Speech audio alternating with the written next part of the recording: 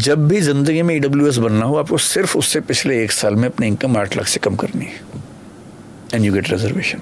बहुत सारे civil servants जो करप्शन का रास्ता चुनते हैं वो एग्रीकल्चरल इनकम शो करते हैं बड़े पैमाने पर। If I am earning 50 lakh rupees per month when I am appearing for UPSC exam being in OBC, I am still eligible to be an OBC.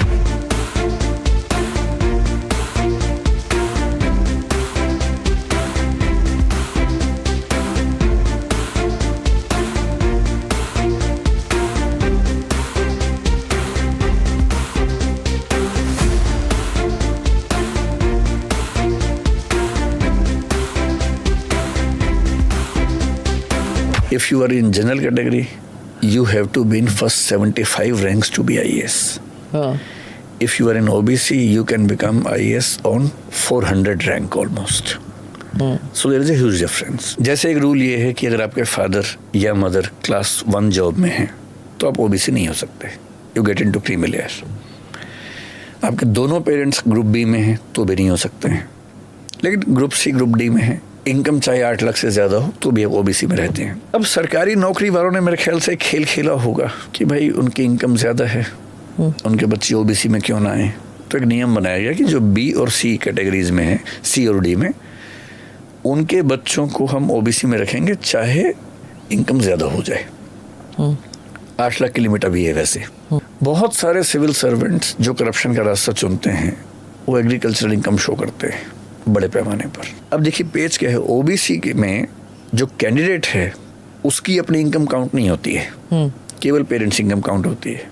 EWS में सबकी इनकम काउंट होती है। मान लीजिए कि मेरे फादर आईएएस ऑफिसर हैं और रिटायर होने वाले 2 साल बाद, मैं ओबीसी में आता हूँ, लेकिन मुझे मिलेगा नहीं आरक्षण क्योंकि मेरे फादर क्लास 1 जॉब में है।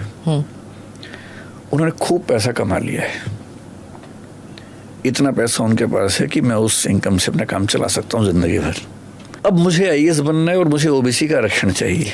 अब मान लीजिए मुझे आईएएस बनना है और मैं अपने फादर से कहूँगी पापा आईएएस बनना है, जनरल से नहीं बन पाऊंगा, ओबीसी से बनना है, तो आप सपोर्ट करो। बोलेंगे कैसे? मैं कहूँगा रिजाइन कर दो आप। रिजाइन कर दिया उन्होंने। 2 साल की सर्विस बची हुई थी। जैसे रिजाइन किया, अब मुझ पर ये सीमा लागू नहीं होती कि मेरे फादर ग्रुप 1 जॉब में है। मेरे फादर और मेरी मदर अपनी सारी प्रॉपर्टीज मेरे नाम कर देंगे। अब उन दोनों की इनकम रह गई 6 लाख रुपए साल की, मेरी होगी 60 लाख महीने की। पर ओबीसी होने के लिए मेरी इनकम क्राइटेरिया नहीं है, सिर्फ पेरेंट्स इनकम, सिर्फ पेरेंट्स की, फैमिली नहीं, सिर्फ पेरेंट्स, मेरी नहीं। So even if I am earning 50 lakh rupees per month when I am appearing for UPSC exam being in OBC, I am still eligible to be an OBC. जब वो IAS बन गया तो प्रॉपर्टी वापस गिफ्ट डीड कर देगा पापा को। ईडब्ल्यूएस में तो खेल और अलग तरह से चलता है। उसमें नियम ये है कि पूरी फैमिली की इनकम काउंट होती है, लेकिन सिर्फ पिछले 1 साल ही काउंट होती है। ईडब्ल्यूएस में तो रिजाइन करने की जरूरत भी नहीं होती है। ईडब्ल्यूएस में तो और आसान है। उसमें सिंपल सी बात है कि आपकी एग्रीकल्चर लैंड 5 एकड़ से ज्यादा ना हो, घर 1000 फीट, फ्लैट अगर है तो 1000 फीट से ज्यादा बड़ा ना हो, अगर प्लॉट है नोटिफाइड में तो 100 गज, अननोटिफाइड में है तो 200 गज से ऊपर ना हो, प्लस 8 लाख से ऊपर फैमिली इनकम ना हो। मान लीजिए कि मेरे पेरेंट्स सरकारी नौकरी में हैं। अब क्लास 1 क्लास 2 से दिक्कत नहीं है ईडब्ल्यूएस में, सिर्फ गरीबी का मामला है ना, बस पैसे नहीं होने चाहिए। आई नो सच फैमिलीज जिनके पास जमीन थी बहुत ज्यादा, 4.9 एकड़ छोड़ के बाकी सब बेच दी है या किसी और के नाम पे कर दी है, क्योंकि 5 एकड़ की क्लॉज है। 1000 फीट का फ्लैट है तो 990 फीट का फ्लैट में रहते हैं या रजिस्ट्री ऐसे करवा ली कि 990 फीट से। अब 8 लाख की इनकम नहीं होनी चाहिए तो क्या करते हैं? मान लीजिए हस्बैंड वाइफ दोनों कमाते हैं, दोनों की इनकम लेट अस अज्यूम की महीने की 1-1 लाख रुपए है या दोनों के मिला के 1 लाख है, साल की 12 लाख इनकम है, बच्चे को एग्जाम देना है।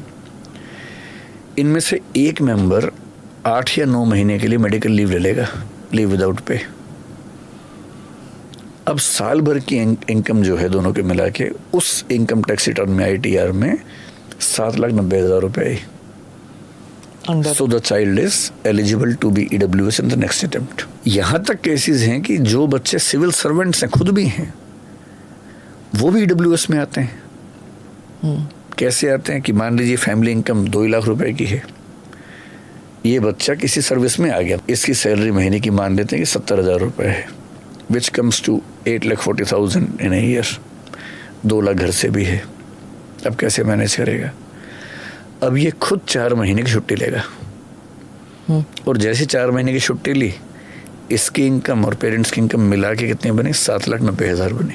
यानी जब भी जिंदगी में EWS बनना हो, आपको सिर्फ उससे पिछले 1 साल में अपनी इनकम 8 लाख से कम करनी है, एंड यू गेट रिजर्वेशन। हंसी मजाक में बच्चों को समझाता हूँ कि सरकार बहुत क्यूट है हमारी, इतने क्यूट लोग हैं, मतलब लोग मजाक बना के चल रहे हैं आपकी पॉलिसीज का। And I am sorry to say, in my opinion, जितने लोगों को आरक्षण का फायदा मिल रहा है सिविल सर्विसेज में, मुझे नहीं लगता कि 10-20% से ज़्यादा सच में ऐसी कंडीशन से आ रहे हैं जो बहुत डिजर्विंग हैं।